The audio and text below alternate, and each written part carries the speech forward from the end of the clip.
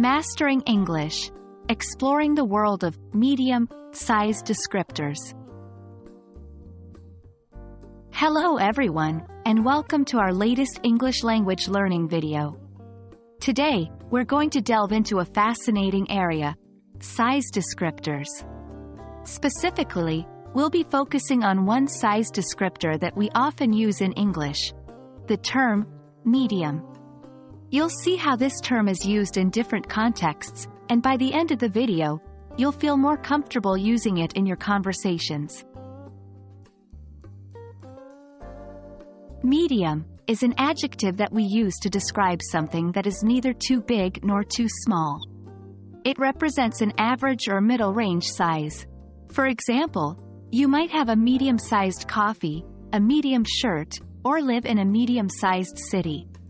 It's important to remember that the term medium is relative and can vary based on context. For instance, a medium-sized coffee in one cafe could be smaller or larger than a medium coffee in another cafe.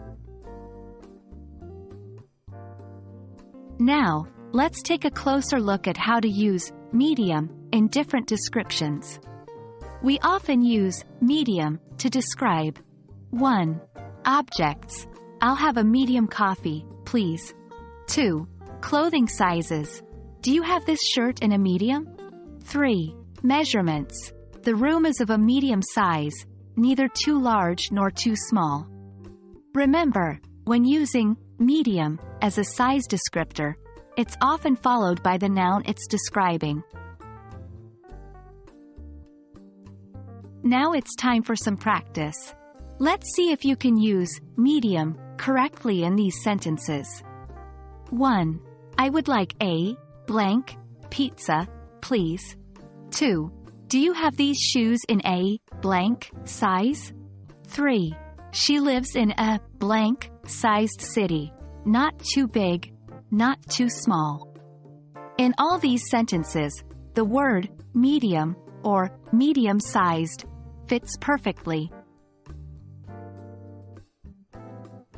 And there you have it, a closer look at the size descriptor, medium. Remember, practice makes perfect, so try using medium in your conversations today. We hope this video has helped you understand how to use the term medium in English. Keep practicing, and we'll see you in our next video. Happy learning!